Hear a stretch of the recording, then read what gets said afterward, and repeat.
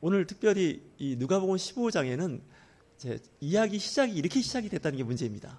예수님의 그 사역에 모든 세리와 죄인들이 모였다는 겁니다. 그러니까 교회 분위기가 좀 이상하지 않겠습니까? 보통 교회에 경건하고 요즘 말하면 세상에서 아주 입지전적 인물들, 잘 나가는 사람들이 모여서 예배드리고 찬송하고 기도하는 게 아니라 요즘 시체말로 하면 저 사람들도 교인 맞아? 저 사람들 교회 다니면서 예수 믿는 사람 맞아? 여기 교회 보니까 온통 세상에서 사기꾼, 도둑, 간음, 이런 사람들이 모여 있잖아. 어떻게 이런 데가 교회지?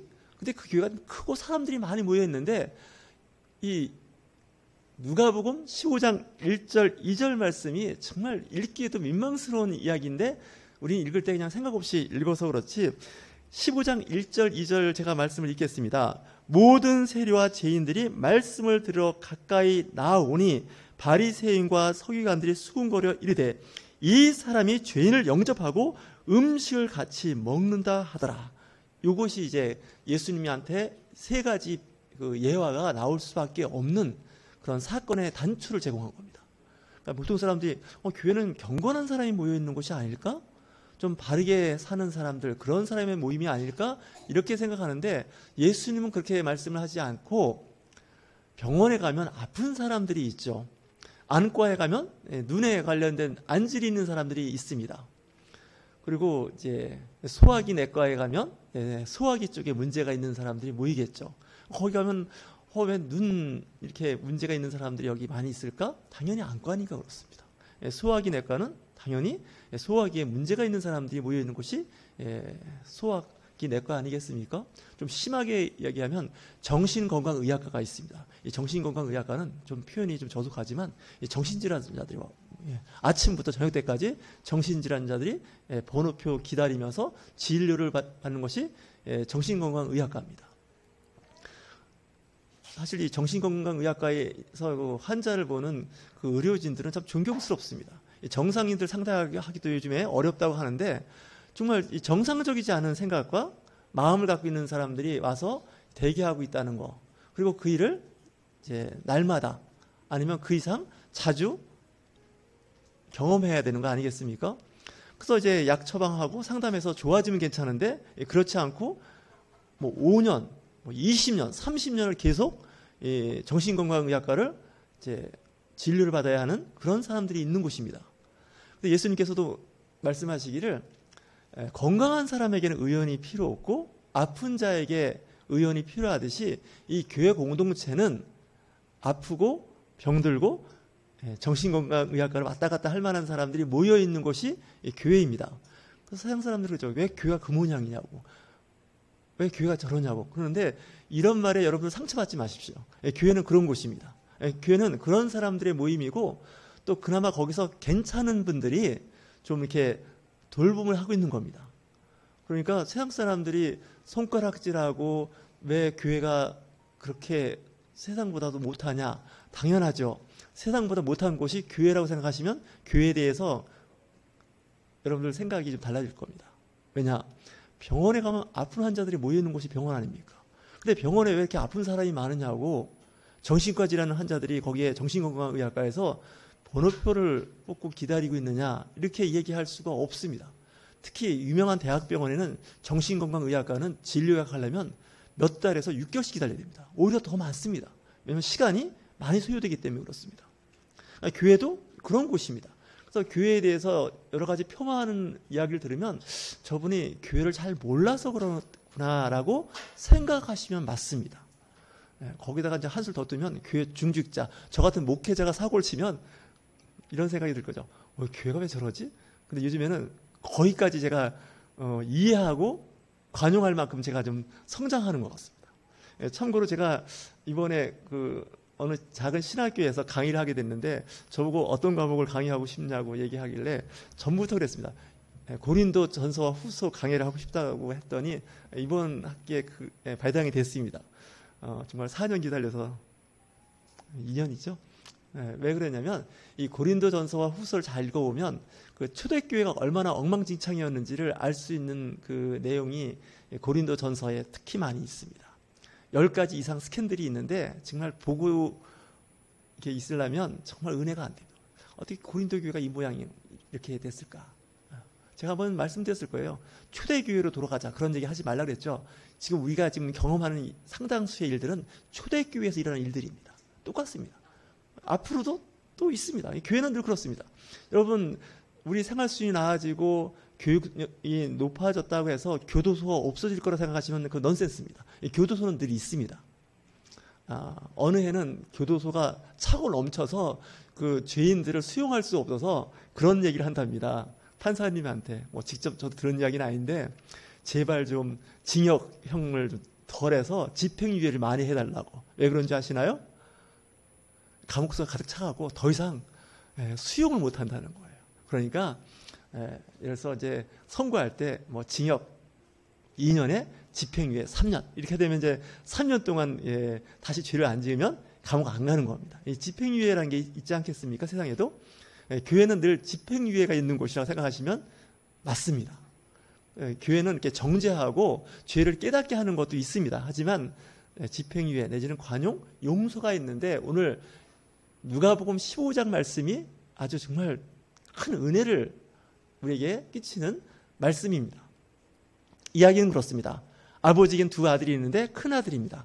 요즘 말하는 범생입니다. 큰 아들은 모범생이에요. 그러니까 아버지가 하라고 하는 대로 늘 순종하고 성실하고 바르게 자라는 모범생이 큰 아들입니다. 그러니까 아버지는 큰 아들은 걱정하지 않습니다. 워낙 잘하니까. 주일날이면 교회 안 빠지고 잘 출석하고 교회에서 여러 가지 해야 할 의무를 빠짐없이 하는 성도입니다. 저는 이런 성도가 많았으면 좋겠습니다. 이런 성도와 함께 목회했으면 행복할 것 같습니다. 그래서 성경은 그렇게 얘기하지 않습니다. 이 둘째 아들은 생각이 많습니다. 생각이 많은데 제가 보니까 머리가 좋은 것 같습니다. 둘째 아들은 정말 제가 봐도 머리가 좋습니다. 아버지 밑에 열심히 일해봐야 결국 아버지 밑에서 하는 일 반복되는 일이지 않겠습니까? 양치는 일을 하신 것 같습니다. 그래서 이제 어느 날 용기를 냅니다. 아버지 돌아가시면 저한테 유산 상속이 있을 텐데 살아계실 때 저한테 주시면 제가 이 돈을 가지고 해외에 나가서 아니면 무슨 사업을 해서 큰 이윤을 남겨서 돌아오겠습니다. 그러니 아버지 저를 믿고 아버지 저에게 올 분깃을 좀 주십시오. 이렇게 얘기하는데 아버지가 처음에는 안 들었을 것 같습니다. 근데 이제 자꾸 졸라대니 자식 있길 부모가 없지 않겠습니까? 드디어 재산을 큰아들과 작은아들한테 몫을 나눠줍니다. 성경 그렇게 되어 있습니다. 각각 나눠줬다고 얘기합니다. 근데 이 둘째 아들은 드디어 자기에게 나눠준 그 분깃을 다 모아서 소위 말하는 현금화합니다. 현금화해서 이제 먼 나라로 가서 이제 사업을 하는데 큰 돈을 갖고 있고 사업을 한다 그러면 거기에 사람들이 붙기 시작합니다. 사업은 혼자 하는 게 아니지 않습니까? 관련된 사람들이 붙습니다. 근데 성경에 보면 좀 이렇게 이야기합니다. 먼 나라에 가 거기서 허랑방탕하여 그 재산을 낭비하더니라고 되어 있습니다. 역시 힘들어서 돈을 벌지 않은 사람들은 쉽게 벌은 돈은 쉽게 나간다 생각하면 맞습니다. 그래서 재산이 다 없어졌습니다. 근데 문제는 본인이 살고 있는 그 나라에 흉년이 들은 겁니다. 요즘 말하면 경기 불황이 왔는데 이 경기 불황이 갑자기 심하게 온 걸 우리는 공황이라고 그러죠. 공황의 상태가 되면 사업이 안 됩니다. 그러니까 그럭저럭 잘 될 때가 있는가 하면 무슨 사업을 해도 안 될 때가 있습니다. 이때가 되니까 이제 이 둘째 아들이 살기가 너무 힘들어졌는데 우리 인간이 가장 기본적인 것은 먹고 사는 문제입니다. 이 먹고 사는 문제가 해결되지 않으면 정말 어렵습니다. 크리스찬들도 이렇게 가만히 보면 이 생계, 이 먹고 사는 문제가 해결이 안 되면 신앙도 좀 나빠지는 것을 저는 많이 경험했습니다. 그래서 저는 여러분들에게 좀 권면한다면 좀 여유 있게 살 수 있는 경제적 좀 토대를 잘 만들어 놓는 것이 신앙생활한테 도움이 됩니다. 물론 이제 믿음이 좋은 순교자적 영성을 갖고 있는 분들은 뭐 그런 거에 관계없이 내 신앙, 내 믿음을 잘 유지하는데 상당수 대부분은 좀 사업이나 아니면 가정적으로 이렇게 직장의 생활이 좀 어려워지고 되면 그 믿음도 약해집니다. 그런 경우를 많이 봐서 제가 좀 안타까운 거는 그럼에도 불구하고 좀 믿음, 신앙을 잘 유지했으면 좋겠다라는 생각이 있는데 평상시에 관리를 잘해야 됩니다. 둘째 아들은 생각합니다. 도저히 힘들고 어려운 상황에서 이제는 돈 많았을 때는 그만던 친구들 다 없어졌습니다. 이제는 취업을 했는데 이제 돼지를 키우는, 유대인들은, 이스라엘 사람들은 이 돼지를 좋아하지 않습니다. 고기도 먹지 않지만 돼지 치는 일은 정말 모욕적인 일이죠. 돼지 키우는 농장에 가서 돼지를 키우게 됩니다. 근데 돼지 먹이로 있는 그 먹이, 성경 쥐염 열매라고 하는데 우리는 본 적이 없습니다. 어쨌든 돼지가 먹는 음식치고 그렇게 좋은 음식은 아닙니다. 그 음식을 먹어야 할 그런 상황에 이르렀는데 성경에는 그나마 이 돼지가 먹는 먹이조차도 넉넉하지가 않았다는 거예요. 그래서 이 둘째 아들은 생각합니다. 내가 여기서 영양실조로 죽는구나, 이런 생각을 하게 되는 거죠. 이렇게 살다가 내가 죽을 바에는 차라리 아버지께로 가면 아버지 집은 부자고 그 아버지 일꾼 중에는 부자도 있더라는 거예요. 그죠? 아버지 밑에서 일하고 있는 그 직원 중에는 정말 큰 부자도 있는데 나는 이게 뭔가, 이런 생각을 하게 되지 않겠습니까? 그러면서 이제 집으로 돌아가려고 하는 용기를 갖습니다. 이 용기가 굉장히 중요한 겁니다. 우리 같으면 죽으면 죽어도 난 아버지 집에 못 가. 부끄럽고 창피해서 도저히 갈 수가 없어. 거기 가면 아버지는 용서해 주신다 해도 큰형이 날 용서할 것 같지 않고 또 거기 같이 일을 하던 일꾼들이 나를 얼마나 무시할까. 저 둘째 아들 나가서 그 정말 창기들하고 다 먹어치우고 낭비하고 이젠 쫄랑망해가지고 이제는 다시 왔대. 이런 이야기를 들을 생각을 하니까 눈앞이 캄캄한 거 아닙니까? 자존심 강한 사람들은 죽으면 죽었지 아버지 집은 안 갈 거야, 이렇게 생각하는데 둘째 아들은 현명한 겁니다. 체면 이런 거 다 내려놓고 아버지께로 갑니다. 금의 환영이 아니라 정말 이건 패가망신해서 이제 집에 들어가는 거죠. 신앙생활 할 때 중요한 건요, 그 패가망신했을 때가 중요합니다.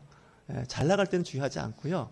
패가망신했을 때 교회에 올 수 있는 용기가 있는 사람을 하나님은 사랑하십니다. 용기를 가지십시오. 나 같은 사람을 하나님께서 기뻐하실까? 성도가 목회하시는 목사님이 좋아하실까? 걱정 안 하셔도 됩니다. 좋아하십니다. 정신과 의사 선생님, 정신건강의학과 의사 선생님은 환자가 많아야 좋겠죠? 그렇죠? 오늘 갑자기 정신건강의학과에 간판을 걸고 내가 개업을 했는데 환자가 없습니다. 그럼 어떨까요? 왜 이렇게 진료하는 데 어려움을 겪겠죠? 환자가 많으면 많을수록 정신건강의학과의 그 의사 선생님은 수입이 많아지는 겁니다. 세상이 미쳐 돌아가야 정신건강의학과는 부흥하는 거 아니겠습니까? 말이 좀 저속한 표현이지만 그런 거죠. 요즘 사람들이 그렇지 않습니까? 세상이 미쳐서 돌아가는 것 같다고, 여기저기 다 미친 것 같다고. 그래서 요즘에 정신건강의학과 그 전문의 선생님들이 개업을 많이 하는데 그 폐업하는 정신건강의학과보다 개업하는 정신건강의학과가 해마다 증가한다는 거예요. 소아과나 산부인과를 하면 문을 닫는데 이 정신건강의학과는 일취월장 성장하고 있다는 거 아니겠습니까? 교회도 좀 그랬으면 좋겠습니다. 세상이 미쳐 들어갈 때 교회가 좀 부흥했으면 좋겠는데 교회까지 같이 상태가 안 좋아지고 있다는 것은 세상에서 교회를 오해하고 있어서 그렇습니다. 그리고 성도들도 또 목회자도 교회를 오해하고 있는 것이 아닌가라는 생각을 합니다. 교회는 제정신이 아닌 사람이 오는 겁니다. 그리고 세상에서 낙심하고 실패하고 그래서 이제 오는 거죠. 제가 지난주에 그런 설교를 했죠. 천부여 의지 없어서 손 들고 옵니다. 찬양 부르지 말자고. 멀리 갔더니 그 찬양도 부르지 말자. 근데 오늘 용기를 내서 돌아와라고 하는 찬양을 했던 겁니다. 이 찬송의 그 배경은 누가복음 15장 오늘 말씀의 배경이 있고, 잘 아시는 것 같이 1970년대 80년대 초까지도 교회에서 새벽에 그 차인벨로 울렸던 그 멜로디가 이 오늘 부른 찬송입니다. 근데 교회가 어느 날 이제 그런 차인벨도 하지 않고 교회에서 일단 부르지를 않았다는 겁니다. 저 같은 사람이 있었던 것이 문제였죠. 돌아와 안 부릅니다. 그리고 천부여 의지 없어서 요즘에 한국교회도 안 부릅니다. 저희 교회도 금지곡이라고 얘기했지만 안 부릅니다. 그러다 보니까 죄인들이 안 오는 겁니다. 그러니까 교회가 서서히 빈자리가 많아지고 교회가 그 빛과 소금의 역할을 하지 못하게 된 거죠. 병원은 아픈 사람이 많아야 잘 되는 거죠. 교회도 병원과 같아서 아프고 힘든 사람이 많아지면 교회로 와야 되는데 교회는 문을 걸어 잠근 겁니다. 못 오게. 누가 잠궜냐? 저 같은 목사님들이 잠궜고요. 성도 여러분들이 잠근 겁니다. 어떻게 그 모양, 그 행세를 해서 교회로 오려고 그래. 그러면 안 돼. 이렇게 있기도 하고, 야, 교회 와서 그렇게 다니면서 세상에서 줄기던 거 다 그대로 갖고 왔잖아. 그러면 안 돼. 이렇게 얘기하면 안 되는 거죠. 세상에 줄기던 거, 하던 거 있다 하더라도 일단 교회로 오는 겁니다. 여러분들 병원에 가면 옛날에는 그랬습니다. 호흡기 내과에 가면 기침을 하면서 뭐 폐렴, 기흉, 여러 가지 그 폐질환이 있지 않겠습니까? 근데 이제 호흡기 내과에 오면 전문의 선생님이 그러죠. 보니까 담배를 아직 하고 계신 것 같은데 담배를 끊으셔야 됩니다. 이 약을 드시고 다음에는 담배를 끊고 오십시오 했더니 그 환자가 왔는데 담배를 안 끊고 온 겁니다. 그 약도 제대로 안 먹은 거죠. 여러분들 약 드셔보셨습니까? 한 달치 약을 주면 꼭 한 달 보름을 먹습니다. 왜냐하면 중간중간 약 먹는 걸 잃어버리지 않습니까? 또 기분 좋은 사람은 또 이렇게 얘기했죠. 이 약 먹으니까 좋은데 너도 이거 뭐 이 약을 나눠 먹는 사람도 있다 그러죠. 그 약을 나눠 먹는 게 아닙니다.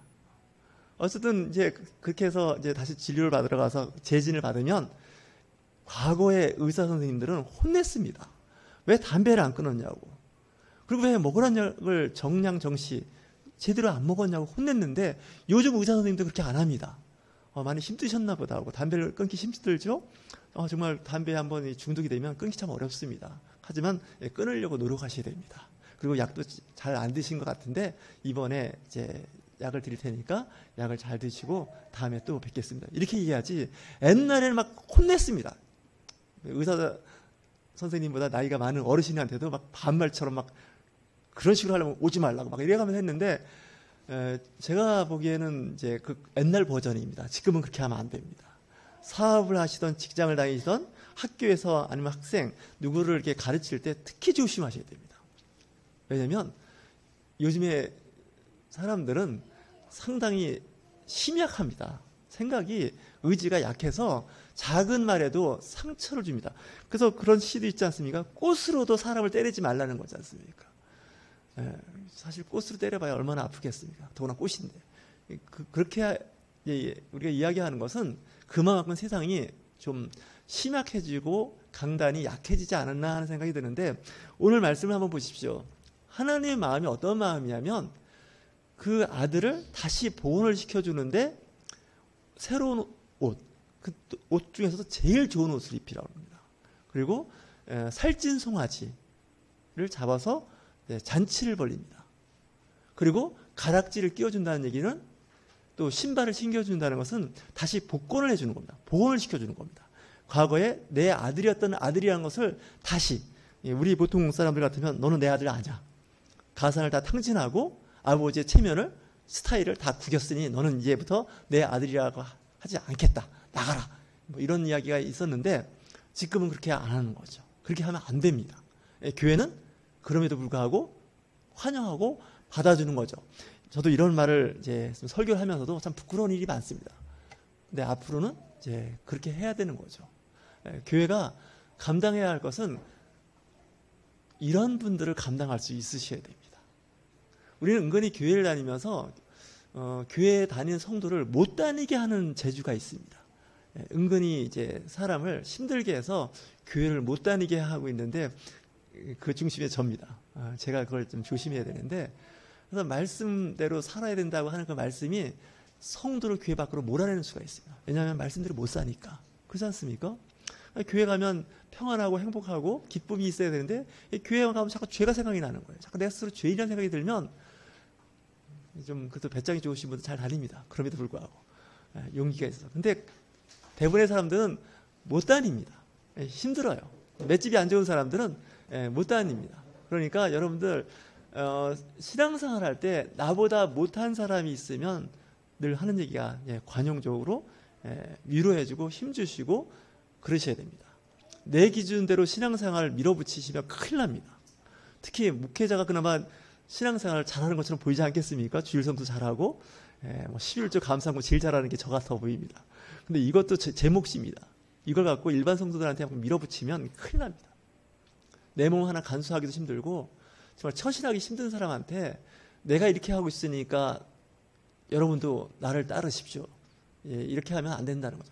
제가 목회하면서 가끔 짓궂게 여러분들하고 서로 인사한 말이 있었는데 지금 생각하니까 부끄럽습니다. 사도 바울이 사실 여러 번 그 서신에서 4번을 그렇게 한 걸로 제가 기억을 하는데 마지막이라 생각하고 우리 한번 해볼까요? 좌우 상하 4분에게 나를 본받으십시오. 상하 좌우 4분한테 나를 본받으십시오. 이런 인사를 예배 시간에 중간중간 했습니다. 저랑 같이 오래 생활하신 분들은 기억이 날 겁니다. 근데 이 말이 얼마나 나쁜 말인지를 요즘 제가 깨닫고 있습니다. 이 사도 바울이 자기가 잘하니까 자기처럼 본받으라고 막 그 고린도 교회에다가도 편지 쓰고 막 그랬는데 그건 자기 몫입니다. 제가 보기에는. 그건 사도 바울이나 하는 거지. 그 사도 바울을 보십시오. 독신으로 살았지 않습니까? 그리고 걸핏하면 매 맞고 감옥에 갇히는 게 감옥을 자기 안방 왔다 갔다 하는 사람입니다. 예수님의 제자들도 마찬가지죠. 근데 우리는 그렇게 못합니다. 교회를 다 그런 사람을 만들려고 그러면 특수부대를 하나 만들어야 됩니다. 교회 안에서. 그런 사람들의 모임을 만들어서 정말 해야 되는데 그게 잘 안 됩니다. 생각만큼. 물론 성경은 어느 말씀 어디를 이렇게 강조하느냐에 따라서 내 신앙의 색깔과 어떤 그 방향성이 잡히는 건 틀림없습니다. 그래서 우리 개신교회의 특징이 교단과 교파가 이렇게 많으냐 특정 구절을 강조해서 그렇습니다. 2단까지는 아니더라도 좀 이렇게 보면 어떤 특정 분야를 굉장히 강조하는 교회들이 있습니다. 그러다 보니까 교단과 교파가 생기고 또 그 안에서도 여러 가지 또 이렇게 분파가 생기는데 뭐 인정합니다. 뭐 나쁘지는 않고 그럴 수 있는데 보편적인 일반적인 교회로 치면 다양한 사람들이 있는 겁니다. 그래서 그 다양성을 인정하는 거죠. 우리 한번 다시 인사하겠습니다. 나는 당신을 인정합니다. 역시 목소리가 커졌습니다. 아까보다는. 나를 본받으십시오 할 때는 거의 얘기 못했죠. 왜? 쑥스럽지 않습니까? 본받을 게 뭐가 있다고. 하지만 우리는 이제 인정하는 거죠. 오늘 이 누가복음 15장에 나올 말씀은 인정한다는 거예요. 하나님이 인정한다는 거예요. 그래서 아버지는 하나님을 상징하지 않습니까? 묻지 않습니다. 너 얼마나 그동안 내 재산을 축내고 왔니? 그래 나가니까 좋대? 뭐 이렇게 얘기하지 않습니다. 오히려 먼 발치에서 그 돌아오는 아들을 보고 달려가서 입을 맞추고 그죠? 안아주지 않습니까? 허깅한다 그러죠. 교회가 그래야 됩니다. 그러니까 교회는 과거의 죄를 묻거나 따지면 안 됩니다. 요즘 말하는 호구조사 하시면 안 됩니다. 근데 우리는 호구조사를 꼭 하고야 말아야 속이 풀리는 사람들이지 않습니까? 우리 그래서 이런 인사를 다시 한번 해볼까요? 나는 당신에 대해서 모릅니다. 옆에 계신 분에게 당신이 또 하나 인사하겠습니다. 알고 싶지도 않습니다. 알고 싶지 않다는 말이에요. 교회에서 자꾸 이렇게 과거를 이렇게 묻지 마시란 말이에요. 특히 안 좋은 얘기는 특히 묻지 마세요. 알려고 노력도 하지 마세요. 컴퓨터 들어가서 구글에 가서 이름 넣고 검색하고 막 그러지 마세요. 교회는 그렇게 되는 순간 살았나요, 사실. 왜냐하면 그런 사람이 모인 곳이고 교회가 그런 곳을 수용하는 곳인데 그렇게 해버리면 교회 올 사람 한 명도 없습니다. 저도 정말 부끄러운 일이 많지 않겠습니까? 나이만큼 부끄럽습니다, 사실은. 인생 살아와 보면. 물론 좋은 면도 많고 자랑할 면도 있겠지만 대부분의 사람들은 그렇지 못하다는 거죠. 그러니까 교회가 성장하고 부흥하려면 그런 사람들이 와야 됩니다. 과거에 옛날에 뭐 이단 같은 교회에 또 다닌 적도 있고, 그죠? 그런데 가서 은혜 받았다고 또 막 댓글도 다른 적도 있지 않습니까? 알고 봤더니 이단인 거예요. 뭐 그런 경우도 있습니다. 그리고 또 이제 어디 가서 교육받았는데 또 보니까 그 교육받았는데도 이단이에요, 보니까. 뭐 그런 것도 있을 수 있습니다, 살다 보면. 그리고 기독교인으로서 하면 안 되는 일들도 한 게 있습니다, 또 돌아보니까. 그런 것들을 우리는 다 일일이 이제 생각하면 정말 끔찍하죠. 하지만 그런 일을 반복하지 않는다는 게 중요해요. 그런 일을 다시 하지 않는다는 게 중요하죠. 저는 오늘 이 누가복음 15장에 나오는 돌아온 아들, 이 이야기도 참 은혜되지만 사실 좀 더 은혜가 된다면요, 요한복음 8장입니다. 가늠하다 현장에 걸린 여인이에요. 이거 현장범이에요. 이런 여인은 돌로 쳐 죽이는 거예요. 그 모세의 율법은요, 율법은 사람을 죽이는 거예요. 정죄하고 감옥에 넣는 거예요. 근데 예수님은 뭐라고 말씀하시냐면 나도 너를 정죄하지 않겠다는 거예요. 이게 진짜 복음 중에 복음입니다. 현장범이고 증인이 있습니다. 근데도 예수님은 정말 대단한 분이죠. 나도 너를 정죄하지 않겠다는 거죠. 그리고 다시는 죄를 짓지 말라는 거죠. 용서해 주죠.